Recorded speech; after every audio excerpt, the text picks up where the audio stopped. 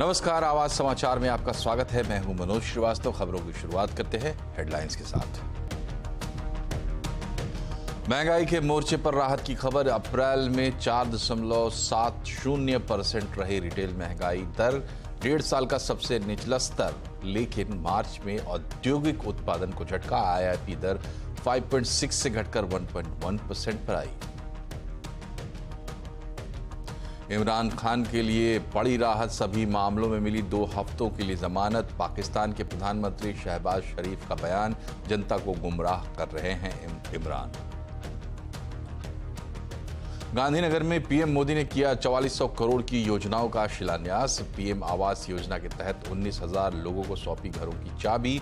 Gift city का किया दौरा।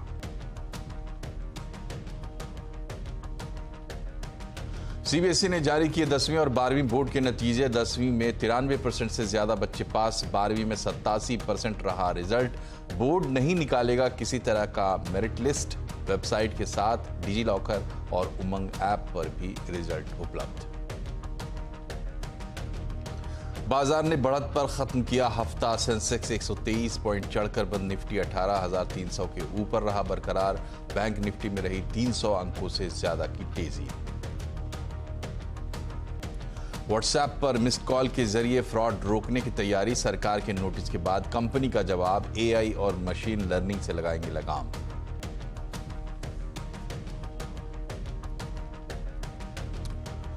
महंगाई के मोर्चे पर राहत की खबर है। अप्रैल में रिटेल महंगाई दर 18 महीनों के निचले स्तर पर आ गई है। अप्रैल में रिटेल महंगाई दर 5.66% से घटकर 4.70% हो गई है। ये अनुमान से भी बेहतर है। इस महीने रिटेल महंगाई में चौतरफा गिरावट दर्ज की गई है।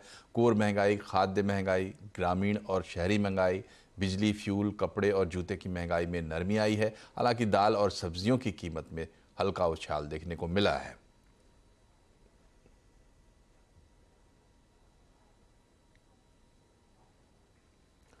और महंगाई के मोर्चे पर राहत मिली है, लेकिन इंडस्ट्रियल प्रोडक्शन के मोर्चे पर अच्छी खबर नहीं है। मार्च में इंडस्ट्रियल प्रोडक्शन की ग्रोथ 5.6% से घटकर 1.1% रह गई है। इस दौरान माइनिंग को छोड़कर बाकी सभी सेक्टर्स में गिरावट दर्ज की गई है। और रिटेल महंगाई और आईआईपी के आंकड़ों पर ज्यादा बात करने के लिए हमारे साथ हैं क्रिसिल के चीफ इकोनॉमिस्ट डीके जोशी।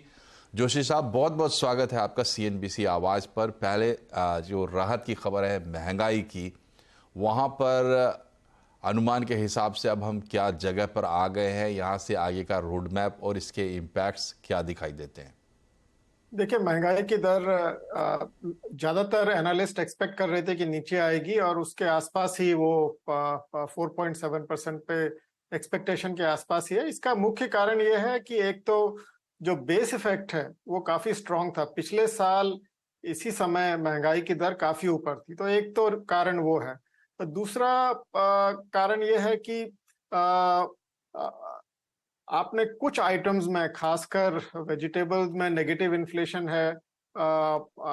जो एग्स और आपका मीट एंड फिश, इनमें भी इन्फ्लेशन काफी नीचे है। पर जो खाद्य वस्तुओं में जहां पे प्रेशर है वो है सीरियल्स और कुछ हद तक पल्सेस और स्पाइसेस, जहां पे डबल डिजिट से भी ऊपर इन्फ्लेशन 16-17% के आसपास चल रही है। तो एक तरह से मिक्स्ड सिनेरियो इन्फ्लेशन का है। ओवरऑल फूड इन्फ्लेशन अवश्य नीचे आई है। उसका एक मुख्य कारण ये रहा है कि जो एडिबल ऑयल है वो उसके दाम पिछले साल के मुकाबले काफी नीचे आए हैं। तो ये अब ये दर्शाता है कि जो मॉनसून है वो बहुत क्रिटिकल है इस साल के लिए, क्योंकि सीरियल्स और कई चीजों में महंगाई की दर ऊपर बनी हुई है। और अगर मॉनसून अच्छा प्ले आउट होता है तो हमारी उम्मीद यह है कि महंगाई की दर इस साल नीचे ही रहेगी। और एवरेज फोरकास्ट हमारी 5% है। उसमें फूड इन्फ्लेशन में नीचे आते हुए हम देख रहे हैं उसको। और फ्यूल इन्फ्लेशन काफी हद तक ग्लोबल फैक्टर्स पे डिपेंड करेगा, पर हमारी उम्मीद यह है कि जो कच्चे तेल के दाम है वो पिछले साल के मुकाबले इस साल थोड़ा नरम रहेंगे, तो उससे फ्यूल इन्फ्लेशन पे पॉजिटिव असर पड़ेगा। कोर इन्फ्लेशन भी नीचे आ गई है, और जैसे थोड़ा इकोनॉमी में स्लो डाउन आने की एक्सपेक्टेशन है तो उसका असर कोर इन्फ्लेशन पे भी नरमी लाएगा। तो ओवरऑल 5% इन्फ्लेशन हम 23-24 में एक्सपेक्ट कर रहे हैं।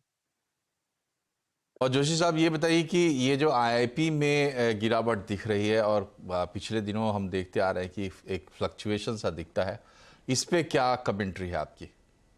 देखिए, एक कारण तो यह है कि मैन्युफैक्चरिंग सेक्टर जो है वो सबसे ज्यादा कमजोर रहा है। उसका वेट जो आईआईपी है और उसका ग्लोबल साइड से मैन्युफैक्चरिंग को सपोर्ट इस समय बिल्कुल नहीं है। अगर आप मर्चेंडाइज एक्सपोर्ट्स देखें मार्च महीने के लिए, तो वो -7.3% थे। तो ग्लोबल सिनेरियो जो है वो मैन्युफैक्चरिंग को पे विपरीत असर डाल रहा है और ये कंटिन्यू रहेगा। पर overall for the full year IIP growth फिर भी काफी रिस्पेक्टेबल है, 5% से ऊपर रही है। तो आगे चलते हुए आईआईपी में मैन्युफैक्चरिंग के लिए ग्लोबल एनवायरनमेंट से थोड़ा कष्ट रहेगा। बाकी इलेक्ट्रिसिटी प्रोडक्शन और इंफ्रास्ट्रक्चर, इनमें मैं देख रहा हूँ, हमारी उम्मीद यह है कि इनमें थोड़ा स्ट्रेंथ बनी रहेगी। जी जोशी साहब, आखिरी सवाल, ये दोनों आंकड़े हम देख रहे हैं और अब बार बार हम ग्लोबल सिनेरियो की बात करते हैं, तो ग्लोबल पर्सपेक्टिव में हम बेहतर पॉइज थे और भी अच्छे हो रहे हैं या क्या संकेत अब मिल रहे हैं? देखिए, G20 कंट्रीज में अगर इंडिया 6% पे ग्रो करता है तो फास्टेस्ट ग्रोइंग इकोनॉमी होगा, इसमें कोई दो राय नहीं है।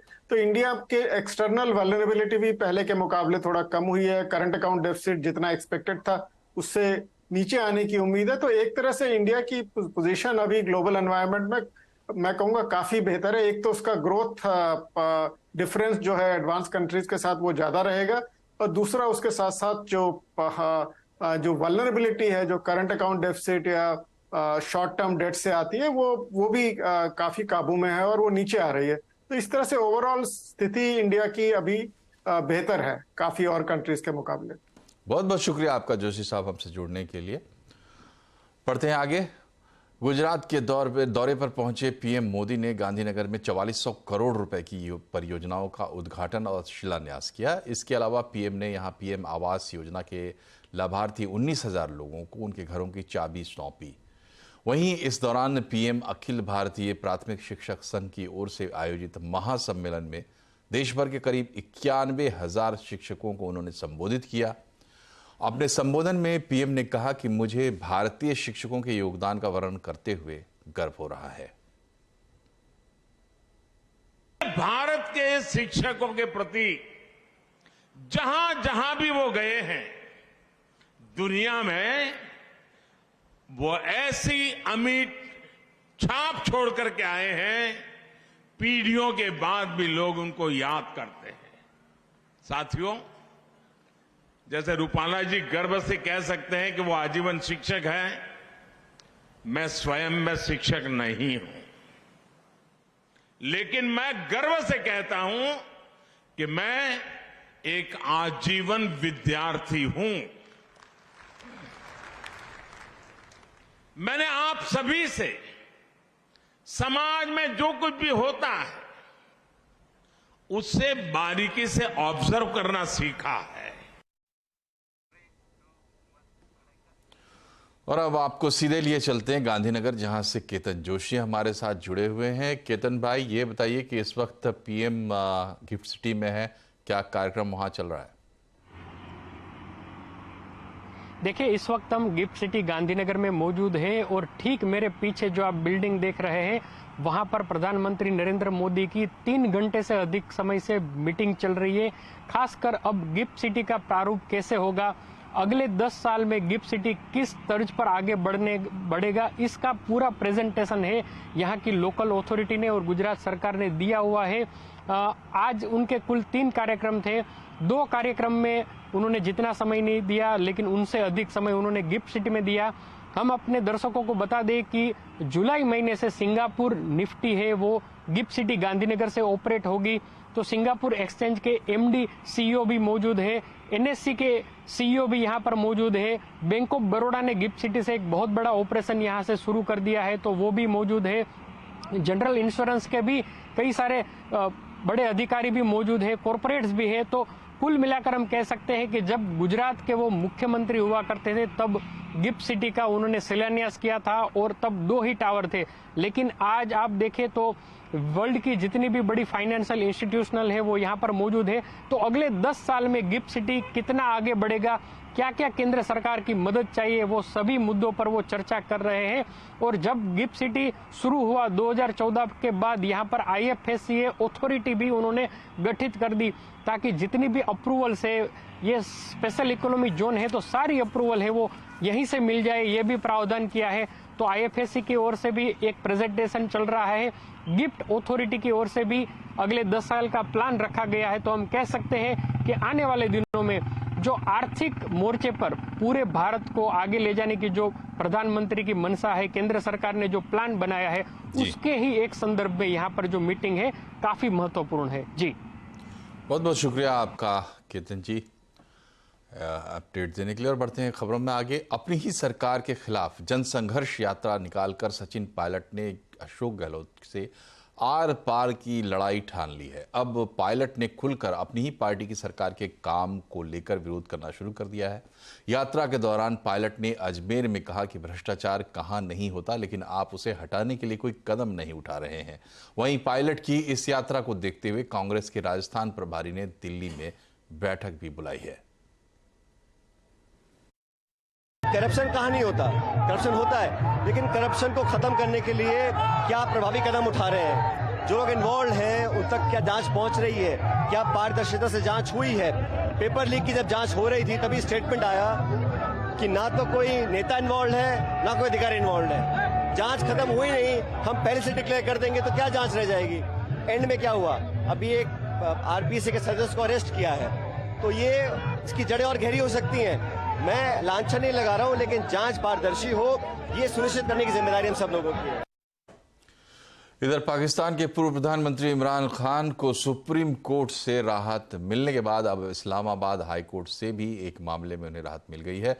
उन्हें तोशाखाना केस हाई कोर्ट से उन्हें राहत मिली है। इसके अलावा कोर्ट ने इमरान को सभी मामलों में जमानत देते हुए 17 मई तक गिरफ्तार नहीं करने का आदेश दिया, यानी 14 दिन की जमानत इमरान खान को मिल गई है।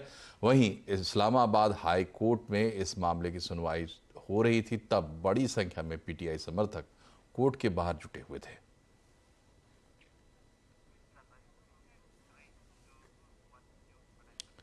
और अब बात बाजार की।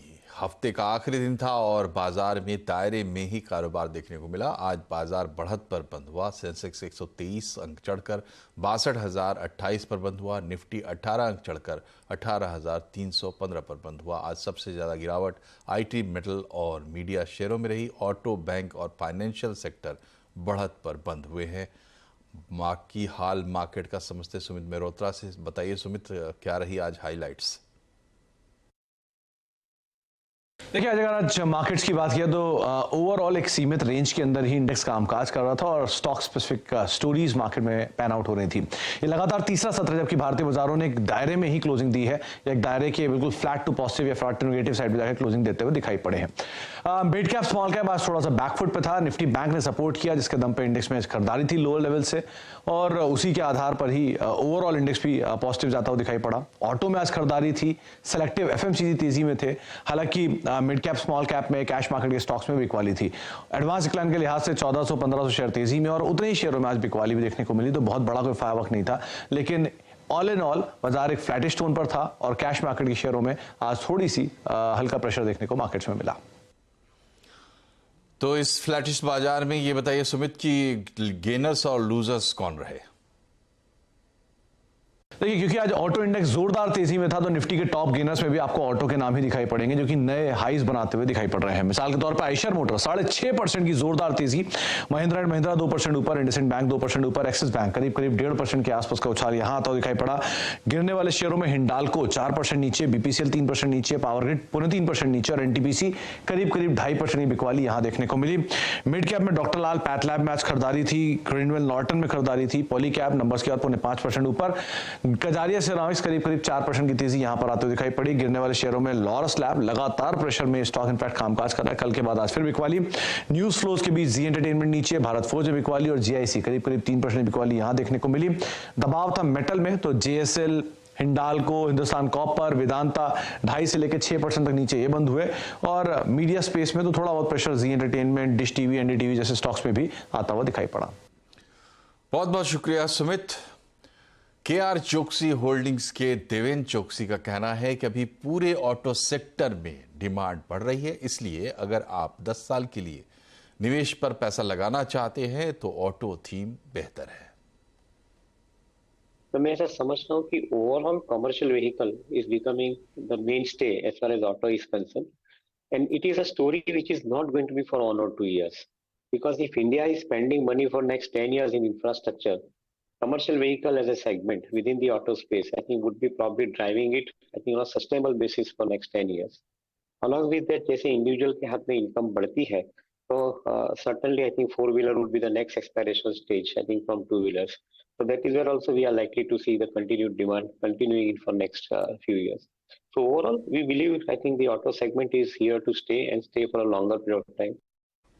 क्या बाजार नए हाई की तरफ बढ़ रहा है? आज आवाज अड्डा में इसी पर होगी बड़ी चर्चा, शाम 7:57 पर।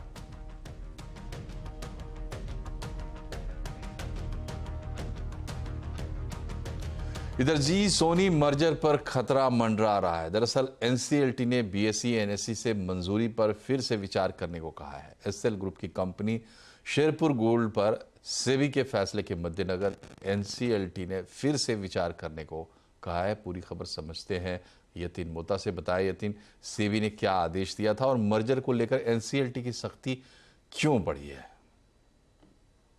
देखिए, जी और सोनी के जो मर्जर प्रोसेस है, इसको एक बड़ा झटका लगा है। और एनसीएलटी में अगर हम बात करें तो जो लीगल काउंसिल है एनएससी और बीएसई के, वो कल कोर्ट में अपीयर हुए और इन्होंने एनसीएलटी को सेबी के एक ऑर्डर के बारे में अप्रेज किया। जहां तक कि जी के प्रमोटर्स का सवाल है, इनकी हिस्सेदारी सिरपुर गोल्ड करके एक लिस्टेड कंपनी में है, जहां सेबी ने एलिगेशन लगाया है कि 404 करोड़ रुपए के फंड डाइवर्ट किए गए हैं लिस्टेड कंपनी में से प्रमोटर एंटिटीज में, और जानबूझ के आईबीसी की धाराओं के तहत इन एंटिटीज जो प्रमोटर्स को बिलोंग करती है 400 करोड़ रुपए लिस्टेड कंपनी से लेके इन्होंने एनसीएलटी में आईबीसी यानी बैंक्रप्सी कोड के तहत जो है हलफनामा दाखिल किया था, बैंक्रप्सी दाखिल की थी, जो सेबी के हिसाब से अवैध है और जानबूझ के की गई है। और इसी सेबी के ऑर्डर के चलते अब एक्सचेंजेस ने एनसीएलटी को कहा है कि जो अप्रूवल्स मर्जर को रिलेटेड दिए गए थे उसके ऊपर अब फिर से एक बार विचार करना होगा, जिसकी अनुमति एनसीएलटी ने दे दी है। तो क्लियरली इसके पहले axis finance, IDBI, IndusInd bank, काफी सारे क्रेडिटर्स ने ऑब्जेक्शन लिया था मर्जर को लेके, और अब कहानी में वापस एक बार ट्विस्ट आ गया है, जहां स्टॉक एक्सचेंजेस ने भी अब कहा है कि सेबी के ऑर्डर के चलते इस जो मर्जर को रिलेटेड अप्रूवल्स है इसको रिव्यू किया जाएगा। तो एक बहुत बड़ा इंपैक्ट अब जी और सोनी के मर्जर के बीच आ गया है। बहुत बहुत शुक्रिया यतीन। पढ़ते हैं आगे। अडानी हिंडनबर्ग मामले में सेबी को जांच के लिए 6 महीने का वक्त मिलेगा या नहीं, ये अब सोमवार को तय हो सकता है। आज हुई सुनवाई में चीफ जस्टिस, सुप्रीम कोर्ट के चीफ जस्टिस ने कहा कि 6 महीने का वक्त सही नहीं है, लेकिन 3 महीने का वक्त दिया जा सकता है। कोर्ट ने यह भी कहा कि कमेटी की रिपोर्ट मिल चुकी है, लेकिन अभी कोर्ट ने उसे देखा नहीं है। अब सोमवार को इस मामले की सुनवाई होगी और उम्मीद है कि उस दिन एक्सटेंशन पर फैसला भी हो जाएगा। अडानी हिंडनबर्ग मामले में कोर्ट के आदेश पर सेबी जांच कर रही है और इसी जांच के लिए सेबी ने कोर्ट से 6 महीने का वक्त मांगा है। इसी याचिका पर कोर्ट को फैसला करना है। इधर व्हाट्सएप पर मिस कॉल से फर्जीवाड़ा रोकने के लिए कंपनी व्हाट्सएप हरकत में आ गई है। कल ही इस मामले में सरकार ने कंपनी को नोटिस भेजा था। कंपनी का कहना है कि वो एआई और मशीन लर्निंग जैसी तकनीक के जरिए इस पर रोक लगाने की पूरी कोशिश करेगी। डिटेल समझते हैं असीम मनचंदा से। बताएं असीम, व्हाट्सएप ने क्या कहा है अपने जवाब में? देखिए, सीएनबीसी आवाज ने ही सबसे पहले अंतर्राष्ट्रीय नंबर से आने वाली मिस कॉल का मुद्दा उठाया था। सीएनबीसी आवाज ने अपने दर्शकों को बताया था कि इनके जरिए ठगी का काम को अंजाम दिया जा रहा है। इसके पीछे जामताड़ा, पुरुलिया, मेवात के साइबर गैंग शामिल है। या तो वो यहाँ पर व्हाट्सएप से इंटरनेशनल नंबर से कॉल करके आपकी पॉर्न वीडियो बना लेते हैं, या फिर आपको जॉब का झांसा दे करके आपका डाटा चुरा करके आपके साथ ठगी करते हैं। उसके बाद सरकार भी हरकत में आई। सरकार ने व्हाट्सएप से को नोटिस भेज करके जवाब मांगा। व्हाट्सएप से पूछा गया कि ये अंतर्राष्ट्रीय नंबरों से कॉल कहाँ से आ रही है, क्या ये रैंडम नंबर से कॉलिंग आ रही है, क्या ये बॉट जनरेटेड कॉल्स है, ये कंप्यूटर जनरेटेड कॉल्स है, या फिर जो लोग हैं उनका व्हाट्सएप का डाटा लीक हुआ है। इन सब चीज़ों के ऊपर व्हाट्सएप ने जवाब मांगा था। अब व्हाट्सएप ने भी अपनी सफाई पेश किया। व्हाट्सएप का कहना है कि वो आर्टिफिशियल इंटेलिजेंस और मशीन लर्निंग के जरिए आने वाले अंतर्राष्ट्रीय मिस कॉल्स को रोकने की तैयारी कर रही है। जल्दी इसके ऊपर काबू पा लिया जाएगा। 50% तक ये कॉल्स कम होंगी और व्हाट्सएप आने वाले दिनों में उपभोक्ता की सेफ्टी के लिए काम करता रहेगा। तो CNBC आवाज की मुहिम रंग लाई है, खासतौर पर कि अब व्हाट्सएप और सरकार के एक्टिव होने के बाद लोगों को ठगी से बचाया जा सकेगा। बहुत बहुत शुक्रिया Asim. NCB narcotics control bureau के पूर्व चीफ समीर वानखेड़े की मुश्किलें अब बढ़ने वाली हैं। सीबीआई ने उनके खिलाफ भ्रष्टाचार का केस दर्ज कर लिया है। इस मामले में सिर्फ वानखेड़े ही नहीं बल्कि उनके साथ साथ 3 और लोगों पर FIR दर्ज की गई है। सीबीआई ने समीर सहित तीनों के मुंबई, दिल्ली, रांची और कानपुर में 29 ठिकानों पर छापेमारी की है। समीर वानखेड़े शाहरुख खान के बेटे आर्यन को क्रूज ड्रग्स केस में गिरफ्तार करने के बाद चर्चा में आए थे। और इसी के साथ यहां एक छोटा सा ब्रेक, लेकिन खबरें अभी और भी हैं, बने रही है हमारे साथ।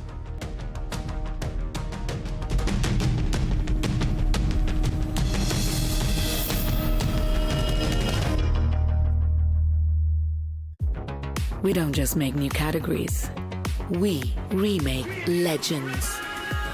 In fact, we make the whole world of India's mobility new forever. Gallant advance TMT सरिया, इसकी ताकत बने घर की ढाल और इसकी फ्लेक्सिबिलिटी रखे घर को सॉलिड सालों साल। गैलेंट एडवांस TMT सरिया, निर्माण का रियल हीरो। अर्जुन, 10th में you made us really proud. अब आगे क्या सोचा है? पापा, मैंने IIT जाना है और इंजीनियर बनना है। थिंक IIT, थिंक विद्या मंदिर।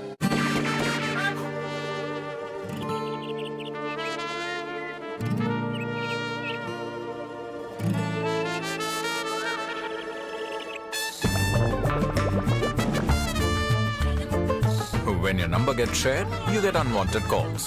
Buy motor insurance on PhonePe. We keep your number private, always. Save up to rupees 12,000 on car insurance on PhonePe.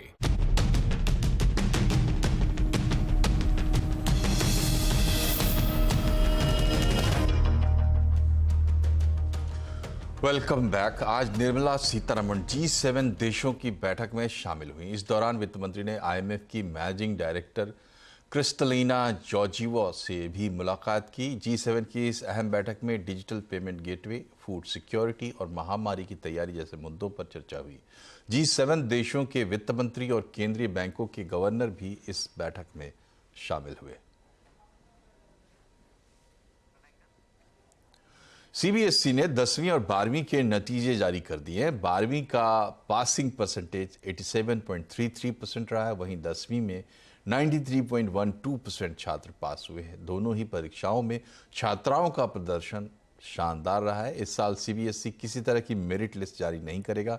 Board का कहना है कि इससे बच्चों के बीच अनावश्यक कंपटीशन बढ़ता है। बोर्ड बच्चों को अलग से फर्स्ट, सेकेंड और थर्ड डिवीजन भी नहीं देगा। रिजल्ट देखने के लिए छात्र इस बार CBSE की वेबसाइट के अलावा डिजी लॉकर और उमंग ऐप का भी इस्तेमाल कर सकते हैं और अपनी मार्कशीट डाउनलोड कर सकते हैं। मुंबई में भारत के सबसे भरोसेमंद बिजनेस अवार्ड CNBC TV18 के इंडिया बिजनेस लीडर अवार्ड्स के 18वें एडिशन में शानदार आयोजन देखने को मिला। इस बार outstanding business leader of the year का अवार्ड हासिल हुआ टाटा स्टील के MD TV नरेंद्रन को, अजीम प्रेमजी को हॉल ऑफ द फेम और इन्फोसिस को outstanding company of the year का अवार्ड मिला। TVS मोटर्स के चेयरमैन एमिरिटस वेणु श्रीनिवासन को लाइफ टाइम अचीवमेंट अवार्ड मिला। ऑफ बिजनेस को यंग टर्क निखत जरीन को sports leader of the year और BCCI के सेक्रेटरी जय शाह को game changer of the year का सम्मान प्राप्त हुआ। वहीं इसके अलावा आलिया भट्ट को एंटरटेनमेंट लीडर और ईला भट्ट को सोशल आइकॉन का अवार्ड मिला। इस मौके पर एक ही छत के नीचे बिजनेस, स्पोर्ट्स, एंटरटेनमेंट और एंटरप्रेन्योरशिप के कई सितारे जुटे। इसमें केंद्रीय मंत्री हरदीप सिंह पुरी, महाराष्ट्र के डिप्टी CM देवेंद्र फडणवीस भी शामिल थे। और entertainment leader of the year का अवार्ड जीतने वाली आलिया भट्ट जितनी अच्छी एक्टिंग करती हैं उतना अच्छा गाती भी हैं। इमला में आलिया ने सुरीले स्वरों के साथ सबका दिल जीत लिया। रब्बा ने तुझको बनाने में कर दी है हुस्न की खाली तिजोरियां, काजल की सियाही से लिखी है तूने जाने कितनों की लव स्टोरियां, केसरिया तेरा इश्क है पिया, रंग जाऊं जो मैं हाथ लगाऊं, दिन बीते सारे तेरी फिक्र में, रहने सारी तेरी खैर मनाऊं। आलिया भट्ट। और इस बुलेटिन में फिलहाल इतना ही, लेकिन खबरों पर लगातार अपडेट रहिए, जुड़े रहिए CNBC आवाज से ट्विटर, फेसबुक और यूट्यूब के जरिए। नमस्कार।